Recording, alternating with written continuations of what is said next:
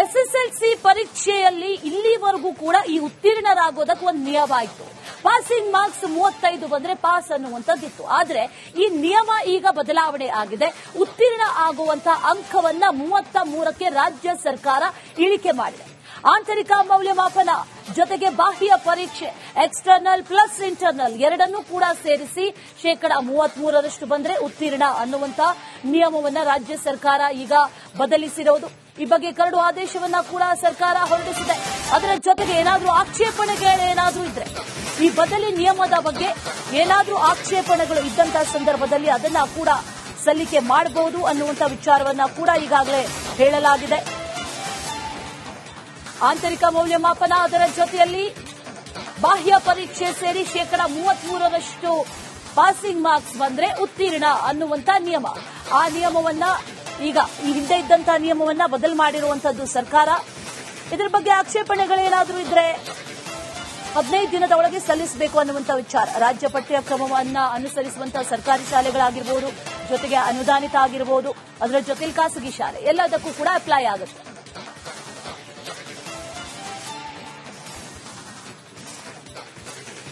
ಇನ್ನು ಇದೇ ವಿಚಾರಕ್ಕೆ ಸಂಬಂಧಪಟ್ಟಂತೆ ಪೋಷಕರ ಸಂಘಟನೆಯ ಅಧ್ಯಕ್ಷರಾದಂತಹ ಯೋಗಾನಂದ್ ಅವರು ನಮ್ಮ ಜೊತೆ ದೂರವಾಣಿ ಸಂಪರ್ಕದಲ್ಲಿದ್ದಾರೆ. ಸರ್ ನಮಸ್ತೆ. ಈ ಹಿಂದೆ ನಮಗೂ ನಿಮಗೂ ಪಾಸಿಂಗ್ ಮಾರ್ಕ್ಸ್ 35 ಇತ್ತು, ಈಗ ಕಟ್ ಆಫ್ ಮಾಡಿ 33% ಅನ್ನುವಂತ ರೀತಿಯಲ್ಲಿ ಮಾಡಿದ್ದಾರೆ. ಇದನ್ನ ವೆಲ್ಕಮ್ ಮಾಡ್ತೀರಾ? ಮಕ್ಕಳಿಗೆ ಇದರಿಂದ ಉಪಯೋಗ ಆಗುತ್ತಾ, ಅಥವಾ ಕಮ್ಮಿ ಮಾರ್ಕ್ಸ್ ಎಲ್ಲೊಂದ್ ಕಡೆ ಟಾರ್ಗೆಟ್ ಕೊಟ್ಟಂತ ಸಂದರ್ಭದಲ್ಲಿ ಕಲಿಕೆಯ ಒಂದು ಕ್ವಾಲಿಟಿ ಆಫ್ ಎಜುಕೇಶನ್ ಇರುತ್ತಲ್ಲ ಅದು ಕಡಿಮೆ ಆಗುತ್ತೆ ಅಂತ ಅನ್ಸುತ್ತಾ? ಏನ್ ಅನ್ಸುತ್ತೆ? ಮೊದಲನೇದಾಗಿ ನಾವು ಈ ಆದೇಶವನ್ನ ಸ್ವಾಗತ ಮಾಡ್ತೀವಿ. ಕರ್ನಾಟಕ ಖಾಸಗಿ ಶಾಲಾ ಕಾಲೇಜು ಪೋಷಕರ ಸಂಘಟನೆಯ ಸಮನ್ವಯ ಸಮಿತಿ ಕಳೆದ 2 ವರ್ಷಗಳಿಂದ ಏನು ಸಿಬಿಎಸ್ಇ ಮತ್ತು ರಾಜ್ಯ ಪಠ್ಯಕ್ರಮ ಎಸ್ಎಸ್ಎಲ್ಸಿ ವಾರ್ಷಿಕ ಪರೀಕ್ಷೆಯಲ್ಲಿ ಪಾಸಿಂಗ್ ಪರ್ಸೆಂಟೇಜ್ ಮಾರ್ಕ್ಸ್ ಬಗ್ಗೆ ಬಹಳ ತಾರತಮ್ಯ ಇತ್ತು. ಇದನ್ನ ಹೋಗ್ಲಾಡಿಸಬೇಕು ಅಂತೇಳಿ ನಾವು ಸರ್ಕಾರಕ್ಕೆ ಮತ್ತೆ ನಿರ್ಣಯ ಮಂಡಳಿಗೆ ನಾವು ಮನವಿಗಳನ್ನ ಕೊಡ್ತಾ ಬರ್ತಿದ್ದೋ. ಅದರ ಪರಿಣಾಮ ಈಗ ಒಳ್ಳೆ ಆದೇಶವನ್ನು ಹೊರಡಿಸಿದ್ದಾರೆ. ಏನು ಸಿಬಿಎಸ್ಇನಲ್ಲಿ ಇಂಟರ್ನಲ್ ಮಾರ್ಕ್ಸ್ 20 ಮತ್ತೆ ಎಕ್ಸ್ಟರ್ನಲ್ ಮಾರ್ಕ್ಸ್ 80ಕ್ಕೆ 13 ತಗೊಂಡ್ರೆ ಪಾಸ್ ಅಂತಿತ್ತು. ನಮ್ಮಲ್ಲಿ ಎಕ್ಸ್ಟರ್ನಲ್ ಮಾರ್ಕ್ಸ್ 80ಕ್ಕೆ 28 ಕಡ್ಡಾಯವಾಗಿ ತಗೋಬೇಕಾಗ್ತಿತ್ತು. ಇದರಿಂದ ಬಹಳ ತಾರತಮ್ಯವನ್ನ ಮಕ್ಕಳು ವಿದ್ಯಾರ್ಥಿಗಳು ಎದುರಿಸ್ತಾ ಇದ್ರು. ಈಗ ಒಳ್ಳೆ ಆದೇಶವನ್ನ ಮಾಡಿದ್ದಾರೆ. ಇದರಿಂದಾಗಿ ರಾಜ್ಯ ಪಠ್ಯಕ್ರಮಗಳಲ್ಲಿ ಅಭ್ಯಾಸ ಮಾಡುವ ವಿದ್ಯಾರ್ಥಿಗಳ ಸಂಖ್ಯೆ ಕ್ಷೀಣಿಸ್ತಾ ಇತ್ತು. ಸಿಬಿಎಸ್ಇಗೆಲ್ಲ ಕೂಡ ಕನ್ವರ್ಟ್ ಆಗ್ತಾ ಇದ್ದು. ಸೊ ಈ ಒಂದು ಒಳ್ಳೆ ಆದೇಶವನ್ನ ನಾವು ಸ್ವಾಗತ ಮಾಡ್ತೀವಿ ಮೇಡಮ್. ಓಕೆ, ಎನಿವೇಸ್ ಮಕ್ಕಳಿಗೊಂದು ರೀತಿಯಲ್ಲಿ ರಿಲ್ಯಾಕ್ಸ್ ಅಥವಾ ಒಂಚೂರು ಬರ್ಡನ್ ಅನ್ನ ಕಮ್ಮಿ ಮಾಡಿದ ರೀತಿಯಲ್ಲಿ ಅನಿಸಿದ್ರು ಕೂಡ ಈ ಹಿಂದೆ ಇದೇ ಪಾಸಿಂಗ್ ಮಾರ್ಕ್ಸ್ ಅನ್ನ ತಗೊಂಡು ಪಾಸ್ ಆದಂತವರಿದ್ದಾರೆ. ನೀವು ಎಲ್ಲರೂ ಕೂಡ ಓದಂತಹ ಸಂದರ್ಭದಲ್ಲಿ 35 ಅಥವಾ ಇಂಥ ಗ್ರೇಸ್ ಮಾರ್ಕ್ಸ್ ಬಂದ್ರೆ ಪಾಸ್ ಅನ್ನೋದಿತ್ತು. ಇತ್ತೀಚಿನ ದಿನಗಳಲ್ಲಿ ಈ ಕಲಿಕೆ ಅನ್ನುವಂಥದ್ದು ಬಹಳ ಕಬ್ಬಿಣದ ಕಡಲೆ ಆಗ್ತಾ ಇದೆ, ಕಷ್ಟ ಆಗ್ತಾ ಇದೆ ಅನ್ನುವಂಥ ವಿಚಾರ. ಇದನ್ನ ಹೋಗಲಾಡಿಸುವಂತಹ ನಿಟ್ಟಿನಲ್ಲಿ ಅಥವಾ ಇದನ್ನ ಸರಿಪಡಿಸುವಂತಹ ನಿಟ್ಟಿನಲ್ಲಿ, ಇದನ್ನ ಒಂದು ರೀತಿಯಲ್ಲಿ ಸರಳೀಕರಿಸುವಂತಹ ನಿಟ್ಟಿನಲ್ಲಿ ಏನ್ ಮಾಡಬಹುದು ಅಂತ? ಈಗ ನೋಡಿ ಮೇಡಮ್, ಮಕ್ಕಳ ಕಲಿಕಾ ನೆಲೆಯನ್ನ ವಿಸ್ತರಿಸಬೇಕಾದ್ರೆ ಸರ್ಕಾರ ಖಾಲಿ ಇರುವ ಶಿಕ್ಷಕರ ಹುದ್ದೆಯನ್ನ ಭರ್ತಿ ಮಾಡಬೇಕು. ನಮ್ಮಲ್ಲಿ ಪ್ರೈಮರಿ ಎಜುಕೇಶನ್ ನಲ್ಲಿ 40,000 ಶಿಕ್ಷಕರ ಕೊರತೆಯನ್ನ ಕರ್ನಾಟಕ ರಾಜ್ಯ ಸರ್ಕಾರ ಎದುರಿಸ್ತಾ ಇದೆ. ಪ್ರೌಢ ಶಿಕ್ಷಣದಲ್ಲಿ 20,000 ಶಿಕ್ಷಕರ ಕೊರತೆಯನ್ನು ಎದುರಿಸ್ತಾ ಇದೆ. ನೀವು ಪೂರ್ಣ ಪ್ರಮಾಣದ ಶಿಕ್ಷಕರ ಕೊರತೆಯನ್ನ ನೀಗಿಸ್ತೇನೆ ಇದ್ರೆ ಫಲಿತಾಂಶವನ್ನ ಎಕ್ಸ್ಪೆಕ್ಟ್ ಮಾಡೋದ್ರಲ್ಲಿ ಅರ್ಥ ಇಲ್ಲ. ಸೊ ಈಗ ನಮ್ಗೆ ಸಿಬಿಎಸ್ಇಗೂ ಸ್ಟೇಟ್ ಬೋರ್ಡ್ಗೂ ಸಿಬಿಎಸ್ಇ 99.5% ರಿಸಲ್ಟ್ ಬರ್ತಾ ಇದೆ.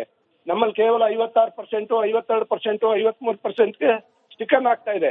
ಅಂದ್ರೆ ಒಂದು ಕಡೆ ನಾವು ಕಲಿಕಾ ನೆಲೆಯನ್ನ ವಿಸ್ತರಿಸೋ ನಿಟ್ಟಿನಲ್ಲಿ ರಾಜ್ಯ ಸರ್ಕಾರ ಕಡ್ಡಾಯವಾಗಿ ಶಿಕ್ಷಕರ ಕೊರತೆಯನ್ನು ನೀಗಿಸಬೇಕು. ಅದರ ಹೊರತುಪಡಿಸಿದ ಹೊರತು ನಾವು ರಿಸಲ್ಟ್ ಅನ್ನ ಎಕ್ಸ್ಪೆಕ್ಟ್ ಮಾಡೋದಕ್ಕೆ ಸಾಧ್ಯ ಇಲ್ಲ.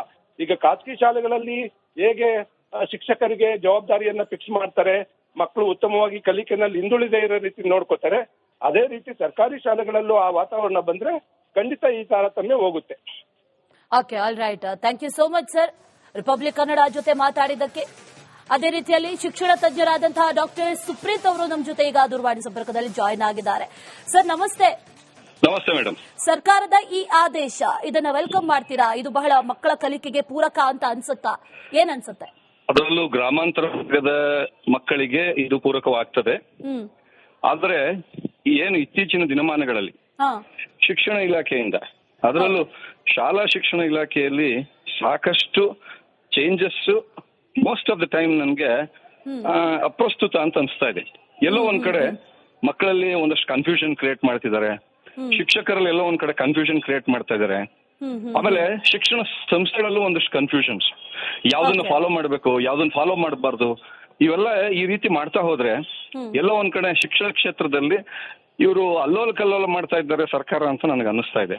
ಇದ್ರ ಜೊತೆಯಲ್ಲಿ ಇವತ್ತಿನ ದಿವಸ ಎಷ್ಟೋ ದಿವಸಗಳಿಂದ ನಾನು ಕೂಡ ನಿಮ್ಮ ಮಾಧ್ಯಮಗಳ ಮುಖಾಂತರ ಅಥವಾ ನಿಮ್ಮ ಮಾಧ್ಯಮದಲ್ಲಿ ಎಸ್ಪೆಷಲಿ ನಾನು ಸಾಕಷ್ಟು ಸತಿ ಹೇಳಿದ್ದೀನಿ, ದಯವಿಟ್ಟು CBSE, ICSE, ಸ್ಟೇಟ್ ಬೋರ್ಡ್ ಇವೆಲ್ಲ ಏನು ಈ ಡಿಫ್ರೆನ್ಸಸ್ ಮತ್ತು ಡಿಸ್ಕ್ರಿಪೆನ್ಸಿಸ್ ಏನ್ ಮಾಡ್ತಾ ಇದಾರೆ ಇದನ್ನ ದಯವಿಟ್ಟು ತೆಗೆದು ಎಲ್ಲವೂ ಕೂಡ NCERT ಸಿಲೆಬಸ್ ಅನ್ನೋದನ್ನ ಮಾಡಿ, ಮತ್ತೆ ಅಕ್ರಾಸ್ ದಿ ನೇಷನ್ ಈಗೇನು ಸೆಂಟ್ರಲ್ ಬೋರ್ಡ್ಸ್ ಎಲ್ಲ ಏನಿದಾವೆ CBSE, ICSE ಅದೇ ಮಾದರಿಯಲ್ಲಿ ರಾಜ್ಯ ಪಠ್ಯಕ್ರಮವನ್ನು ಕೂಡ ಇವರು ಒಂದ್ ರೀತಿ ಜಾರಿಗೆ ತಂದ್ರೆ ಎಲ್ಲ ಒಂದ್ ಕಡೆ ಸರ್ಕಾರಿ ಶಾಲೆ ಮಕ್ಕಳಿರ್ಬೋದು ಅಥವಾ ಅನುದಾನ ರಹಿತ ಎಲ್ಲ ಮಕ್ಕಳಿಗೂ ಕೂಡ ಒಂದೇ ರೀತಿಯಾದಂತ ನ್ಯಾಯ ಸಿಕ್ಕತ್ತೆ. ಇವತ್ತು ಸರ್ಕಾರಿ ಶಾಲೆಯನ್ನ ಬಿಟ್ಟು ಮಕ್ಕಳು ಆ ತಂದೆ ತಾಯಂದ್ರು ಸಾಲ ಆದ್ರೂ ಪರವಾಗಿಲ್ಲ, ನನ್ನ ಯಾವ್ದೋ ಒಂದು CBSE ಶಾಲೆಗೆ ಹೋಗ್ಬೇಕು ಅನ್ನುವಂತ ಪರಿಸ್ಥಿತಿ ಅನ್ನುವಂತ ಮನೋಭಾವನ ತಂದಿಡ್ತಾ ಇದ್ದಾರೆ. ಮತ್ತೆ ಮಾಧ್ಯಮದ ಮುಖಾಂತರ ಮತ್ತೊಂದು ರಿಕ್ವೆಸ್ಟ್, ಈ ಮೂರು ಎಕ್ಸಾಮಿನೇಷನ್ ಕಂಡಕ್ಟ್ ಮಾಡ್ತಕ್ಕಂಥದ್ದು SSLC ಮತ್ತು PUC ಲೆವೆಲ್ ಅಲ್ಲಿ ದಯವಿಟ್ಟು ಇದಕ್ಕೆ ಇನ್ನೇನಾದ್ರೂ ಒಂದು ವ್ಯವಸ್ಥೆ ತಗೊಂಬನ್ನಿ. ಮಕ್ಕಳಲ್ಲಿ ಮತ್ತೆ ಶಿಕ್ಷಕರಲ್ಲಿ ಎರಡರಲ್ಲೂ ಕೂಡ, ಅದರಲ್ಲೂ ಮಕ್ಕಳಿಗಂತೂ ಎಲ್ಲೋ ಒಂದ್ ಕಡೆ ಸೀರಿಯಸ್ನೆಸ್ ಹೊಟ್ಟೋಗ್ತಾ ಇದೆ. ಎಕ್ಸಾಮಿನೇಷನ್ ಅನ್ನುವಂತ ಆ ಸೀರಿಯಸ್ನೆಸ್ ಮತ್ತೆ ಈ ಡಿಟೆನ್ಷನ್ ಪಾಲಿಸೀಸ್ ಏನಿತ್ತು ಅದನ್ನ ಆಸ್ ಪರ್ RT ಇರ್ಬೋದು, as per right to education ಏನು ಈ ಶಿಕ್ಷಣದ ವ್ಯವಸ್ಥೆಯ ಏನು ಕೇಂದ್ರ ಸರ್ಕಾರದ ಕಾನೂನು ಪ್ರಕಾರ ಡಿಟೆನ್ಷನ್ ಕೂಡ ಒಂದಷ್ಟು ತಗೊಂಬಂದ್ರೆ ಒಂದಷ್ಟು ಮಕ್ಕಳಿಗೆ ಓದುವಂತ ಹವ್ಯಾಸ, ಮತ್ತೆ ಇವತ್ತಿನ ದಿವಸ ರೀಡರ್ಸ್ ಆರ್ ವೆರಿ ಲೆಸ್.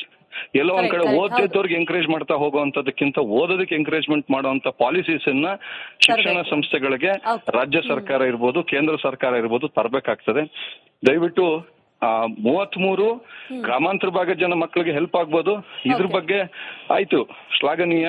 ಮಕ್ಕಳಲ್ಲಿ ಎಲ್ಲೋ ಒಂದ್ ಕಡೆ ಓದಿನ ಕಲಿಕೆಯ ವಿಚಾರಕ್ಕೆ ಅವ್ರಿಗೆಲ್ಲೋ ಒಂದ್ ಕಡೆ ಎಂಕರೇಜ್ಮೆಂಟ್ ಕೊಟ್ಟಂಗ ಆಗ್ತದೆ. I agree to it. But ಈ ಮೂರು ಎಕ್ಸಾಮಿನೇಷನ್ ಕಂಡಕ್ಟ್ ಮಾಡುವಂತದನ್ನ ದಯವಿಟ್ಟು ತೆಗಿರಿ ಸ್ವಾಮಿ. ಸರ್ಕಾರ ಗಮನ ಹರಿಸಬೇಕು ಅಂತೀರಾ? All right, thank you so much Supreet sir, Republic Kannada ಜೊತೆ ಮಾತಾಡಿದ್ದಕ್ಕೆ. SSLC ಪರೀಕ್ಷೆಯಲ್ಲಿ ಇಲ್ಲಿವರೆಗೂ ಕೂಡ ಈ ಉತ್ತೀರ್ಣರಾಗೋದಕ್ಕೆ ಒಂದು ನಿಯಮ ಇತ್ತು. ಪಾಸಿಂಗ್ ಮಾರ್ಕ್ಸ್ 35 ಬಂದ್ರೆ ಪಾಸ್ ಅನ್ನುವಂಥದ್ದಿತ್ತು. ಆದ್ರೆ ಈ ನಿಯಮ ಈಗ ಬದಲಾವಣೆ ಆಗಿದೆ. ಉತ್ತೀರ್ಣ ಆಗುವಂತ ಅಂಕವನ್ನ 33ಕ್ಕೆ ರಾಜ್ಯ ಸರ್ಕಾರ ಇಳಿಕೆ ಮಾಡಿದೆ. ಆಂತರಿಕ ಮೌಲ್ಯಮಾಪನ ಜೊತೆಗೆ ಬಾಹ್ಯ ಪರೀಕ್ಷೆ, ಎಕ್ಸ್ಟರ್ನಲ್ ಪ್ಲಸ್ ಇಂಟರ್ನಲ್ ಎರಡನ್ನೂ ಕೂಡ ಸೇರಿಸಿ 33% ಬಂದ್ರೆ ಉತ್ತೀರ್ಣ ಅನ್ನುವಂತ ನಿಯಮವನ್ನ ರಾಜ್ಯ ಸರ್ಕಾರ ಈಗ ಬದಲಿಸಿರೋದು. ಈ ಬಗ್ಗೆ ಕರಡು ಆದೇಶವನ್ನ ಕೂಡ ಸರ್ಕಾರ ಹೊರಡಿಸಿದೆ. ಅದರ ಜೊತೆಗೆ ಏನಾದ್ರೂ ಆಕ್ಷೇಪಣೆಗಳೇನಾದ್ರೂ ಇದ್ರೆ, ಈ ಬದಲಿ ನಿಯಮದ ಬಗ್ಗೆ ಏನಾದ್ರೂ ಆಕ್ಷೇಪಣೆಗಳು ಇದ್ದಂತಹ ಸಂದರ್ಭದಲ್ಲಿ ಅದನ್ನ ಕೂಡ ಸಲ್ಲಿಕೆ ಮಾಡಬಹುದು ಅನ್ನುವಂತ ವಿಚಾರವನ್ನ ಕೂಡ ಈಗಾಗಲೇ ಹೇಳಲಾಗಿದೆ. ಆಂತರಿಕ ಮೌಲ್ಯಮಾಪನ ಅದರ ಜೊತೆಯಲ್ಲಿ ಬಾಹ್ಯ ಪರೀಕ್ಷೆ ಸೇರಿ 33% ಪಾಸಿಂಗ್ ಮಾರ್ಕ್ಸ್ ಬಂದ್ರೆ ಉತ್ತೀರ್ಣ ಅನ್ನುವಂತ ನಿಯಮ. ಆ ನಿಯಮವನ್ನ ಈಗ ಈ ಹಿಂದೆ ಇದ್ದಂತಹ ನಿಯಮವನ್ನ ಬದಲು ಮಾಡಿರುವಂತದ್ದು ಸರ್ಕಾರ. ಇದರ ಬಗ್ಗೆ ಆಕ್ಷೇಪಣೆಗಳೇನಾದ್ರೂ ಇದ್ರೆ 15 ದಿನದ ಒಳಗೆ ಸಲ್ಲಿಸಬೇಕು ಅನ್ನುವಂತ ವಿಚಾರ. ರಾಜ್ಯ ಪಠ್ಯಕ್ರಮವನ್ನ ಅನುಸರಿಸುವಂತಹ ಸರ್ಕಾರಿ ಶಾಲೆಗಳಾಗಿರ್ಬೋದು, ಜೊತೆಗೆ ಅನುದಾನಿತ ಆಗಿರಬಹುದು, ಅದರ ಜೊತೆಲಿ ಖಾಸಗಿ ಶಾಲೆ ಎಲ್ಲದಕ್ಕೂ ಕೂಡ ಅಪ್ಲೈ ಆಗುತ್ತೆ.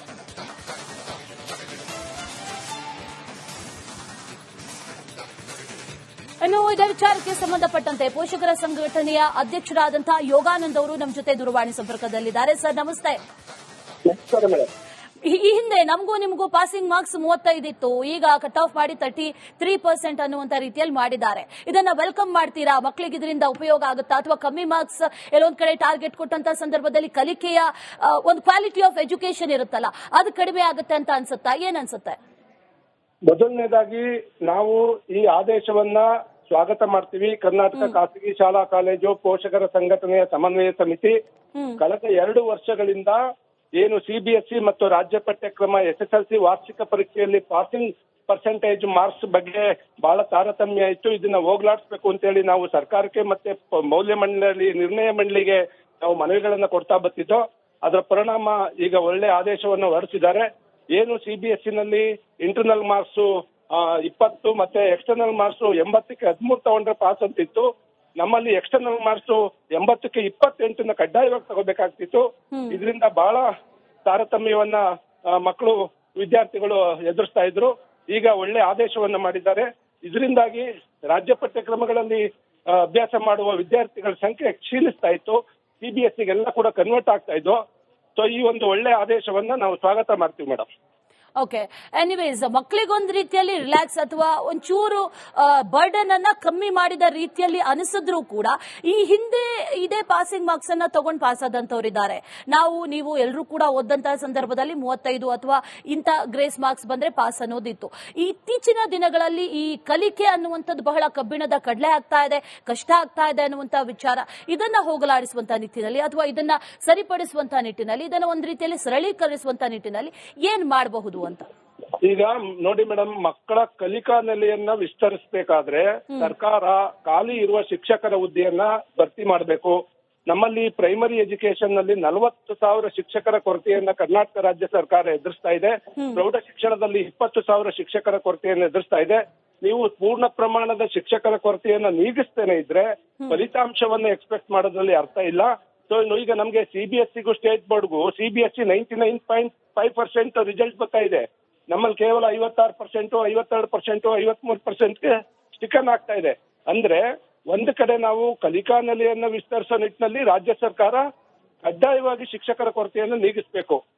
ಅದರ ಹೊರತುಪಡಿಸಿದ ಹೊರತು ನಾವು ರಿಸಲ್ಟ್ ಅನ್ನ ಎಕ್ಸ್ಪೆಕ್ಟ್ ಮಾಡೋದಕ್ಕೆ ಸಾಧ್ಯ ಇಲ್ಲ. ಈಗ ಖಾಸಗಿ ಶಾಲೆಗಳಲ್ಲಿ ಹೇಗೆ ಶಿಕ್ಷಕರಿಗೆ ಜವಾಬ್ದಾರಿಯನ್ನ ಫಿಕ್ಸ್ ಮಾಡ್ತಾರೆ, ಮಕ್ಕಳು ಉತ್ತಮವಾಗಿ ಕಲಿಕೆನಲ್ಲಿ ಹಿಂದುಳಿದೇ ಇರೋ ರೀತಿ ನೋಡ್ಕೋತಾರೆ, ಅದೇ ರೀತಿ ಸರ್ಕಾರಿ ಶಾಲೆಗಳಲ್ಲೂ ಆ ವಾತಾವರಣ ಬಂದ್ರೆ ಖಂಡಿತ ಈ ತಾರತಮ್ಯ ಹೋಗುತ್ತೆ. Okay, all right, thank you so much sir, Republic Kannada ಜೊತೆ ಮಾತಾಡಿದ್ದಕ್ಕೆ. ಅದೇ ರೀತಿಯಲ್ಲಿ ಶಿಕ್ಷಣ ತಜ್ಞರಾದಂತಹ ಡಾಕ್ಟರ್ ಸುಪ್ರೀತ್ ಅವರು ನಮ್ಮ ಜೊತೆ ಈಗ ದೂರವಾಣಿ ಸಂಪರ್ಕದಲ್ಲಿ ಜಾಯಿನ್ ಆಗಿದ್ದಾರೆ. ಸರ್ ನಮಸ್ತೆ. ನಮಸ್ತೆ ಮೇಡಮ್. ಸರ್ಕಾರದ ಈ ಆದೇಶ ಇದನ್ನ ವೆಲ್ಕಮ್ ಮಾಡ್ತೀರಾ? ಇದು ಬಹಳ ಮಕ್ಕಳ ಕಲಿಕೆಗೆ ಪೂರಕ ಅಂತ ಅನ್ಸುತ್ತಾ? ಏನ್ ಅನ್ಸುತ್ತೆ? ಅದರಲ್ಲೂ ಗ್ರಾಮಾಂತರ ವರ್ಗದ ಮಕ್ಕಳಿಗೆ ಇದು ಪೂರಕವಾಗ್ತದೆ. ಆದ್ರೆ ಏನು ಇತ್ತೀಚಿನ ದಿನಮಾನಗಳಲ್ಲಿ ಶಿಕ್ಷಣ ಇಲಾಖೆಯಿಂದ, ಅದರಲ್ಲೂ ಶಾಲಾ ಶಿಕ್ಷಣ ಇಲಾಖೆಯಲ್ಲಿ ಸಾಕಷ್ಟು changes most of the time ನನ್ಗೆ ಅಪ್ರಸ್ತುತ ಅಂತ ಅನಿಸ್ತಾ ಇದೆ. ಎಲ್ಲೋ ಒಂದ್ ಕಡೆ ಮಕ್ಕಳಲ್ಲಿ ಒಂದಷ್ಟು ಕನ್ಫ್ಯೂಷನ್ ಕ್ರಿಯೇಟ್ ಮಾಡ್ತಿದ್ದಾರೆ, ಶಿಕ್ಷಕರಲ್ಲಿ ಎಲ್ಲೋ ಒಂದ್ ಕಡೆ ಕನ್ಫ್ಯೂಷನ್ ಕ್ರಿಯೇಟ್ ಮಾಡ್ತಾ ಇದ್ದಾರೆ. ಆಮೇಲೆ ಶಿಕ್ಷಣ ಸಂಸ್ಥೆಗಳಲ್ಲೂ ಒಂದಷ್ಟು ಕನ್ಫ್ಯೂಷನ್ಸ್, ಯಾವ್ದನ್ನ ಫಾಲೋ ಮಾಡ್ಬೇಕು, ಯಾವ್ದನ್ನ ಫಾಲೋ ಮಾಡಬಾರ್ದು, ಇವೆಲ್ಲ ಈ ರೀತಿ ಮಾಡ್ತಾ ಹೋದ್ರೆ ಎಲ್ಲೋ ಒಂದ್ ಕಡೆ ಶಿಕ್ಷಣ ಕ್ಷೇತ್ರದಲ್ಲಿ ಇವರು ಅಲ್ಲೋಲ ಕಲ್ಲೋಲ ಮಾಡ್ತಾ ಇದ್ದಾರೆ ಸರ್ಕಾರ ಅಂತ ನನಗೆ ಅನ್ನಿಸ್ತಾ ಇದೆ. ಇದ್ರ ಜೊತೆಯಲ್ಲಿ ಇವತ್ತಿನ ದಿವಸ ಎಷ್ಟೋ ದಿವಸಗಳಿಂದ ನಾನು ಕೂಡ ನಿಮ್ಮ ಮಾಧ್ಯಮಗಳ ಮುಖಾಂತರ ಅಥವಾ ನಿಮ್ಮ ಮಾಧ್ಯಮದಲ್ಲಿ ಎಸ್ಪೆಷಲಿ ನಾನು ಸಾಕಷ್ಟು ಸತಿ ಹೇಳಿದ್ದೀನಿ, ದಯವಿಟ್ಟು CBSE, ICSE, ಸ್ಟೇಟ್ ಬೋರ್ಡ್ ಇವೆಲ್ಲ ಏನು ಈ ಡಿಫ್ರೆನ್ಸಸ್ ಮತ್ತೆ ಡಿಸ್ಕ್ರಿಪೆನ್ಸಿಸ್ ಏನ್ ಮಾಡ್ತಾ ಇದಾರೆ ಇದನ್ನ ದಯವಿಟ್ಟು ತೆಗೆದು ಎಲ್ಲವೂ ಕೂಡ NCERT ಸಿಲೆಬಸ್ ಅನ್ನೋದನ್ನ ಮಾಡಿ, ಮತ್ತೆ ಅಕ್ರಾಸ್ ದಿ ನೇಷನ್ ಈಗೇನು ಸೆಂಟ್ರಲ್ ಬೋರ್ಡ್ಸ್ ಎಲ್ಲ ಏನಿದಾವೆ CBSE, ICSE ಅದೇ ಮಾದರಿಯಲ್ಲಿ ರಾಜ್ಯ ಪಠ್ಯಕ್ರಮವನ್ನು ಕೂಡ ಇವರು ಒಂದ್ ರೀತಿ ಜಾರಿಗೆ ತಂದ್ರೆ ಎಲ್ಲ ಒಂದ್ ಕಡೆ ಸರ್ಕಾರಿ ಶಾಲೆ ಮಕ್ಕಳಿರ್ಬೋದು ಅಥವಾ ಅನುದಾನ ರಹಿತ ಎಲ್ಲ ಮಕ್ಕಳಿಗೂ ಕೂಡ ಒಂದೇ ರೀತಿಯಾದಂತ ನ್ಯಾಯ ಸಿಕ್ಕತ್ತೆ. ಇವತ್ತು ಸರ್ಕಾರಿ ಶಾಲೆಯನ್ನ ಬಿಟ್ಟು ಮಕ್ಕಳು ಆ ತಂದೆ ತಾಯಂದ್ರು ಸಾಲ ಆದ್ರೂ ಪರವಾಗಿಲ್ಲ, ನನ್ನ ಯಾವ್ದೋ ಒಂದು CBSE ಶಾಲೆಗೆ ಹೋಗ್ಬೇಕು ಅನ್ನುವಂತ ಪರಿಸ್ಥಿತಿ ಅನ್ನುವಂತ ಮನೋಭಾವನ ತಂದಿಡ್ತಾ ಇದ್ದಾರೆ. ಮತ್ತೆ ಮಾಧ್ಯಮದ ಮುಖಾಂತರ ಮತ್ತೊಂದು ರಿಕ್ವೆಸ್ಟ್, ಈ ಮೂರು ಎಕ್ಸಾಮಿನೇಷನ್ ಕಂಡಕ್ಟ್ ಮಾಡ್ತಕ್ಕಂಥದ್ದು SSLC ಮತ್ತು PUC ಲೆವೆಲ್ ಅಲ್ಲಿ ದಯವಿಟ್ಟು ಇದಕ್ಕೆ ಇನ್ನೇನಾದ್ರೂ ಒಂದು ವ್ಯವಸ್ಥೆ ತಗೊಂಬನ್ನಿ.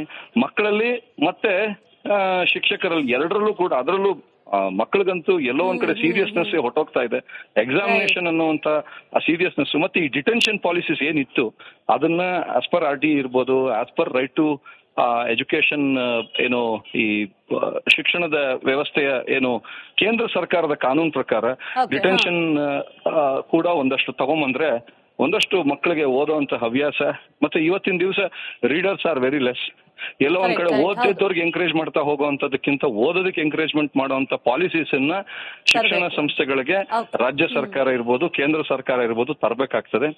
ದಯವಿಟ್ಟು 33 ಗ್ರಾಮಾಂತರ ಭಾಗದ ಜನ ಮಕ್ಕಳಿಗೆ ಹೆಲ್ಪ್ ಆಗ್ಬೋದು. ಇದ್ರ ಬಗ್ಗೆ ಆಯ್ತು ಶ್ಲಾಘನೀಯ.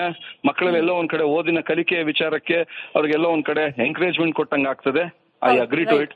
ಬಟ್ ಈ ಮೂರು ಎಕ್ಸಾಮಿನೇಷನ್ ಕಂಡಕ್ಟ್ ಮಾಡುವಂತದನ್ನ ದಯವಿಟ್ಟು ತೆಗಿರಿ ಸ್ವಾಮಿ. ಸರ್ಕಾರ ಗಮನ ಹರಿಸಬೇಕು ಅಂತೀರಾ? All right, thank you so much Supreet sir, Republic Kannada ಜೊತೆ ಮಾತಾಡಿದ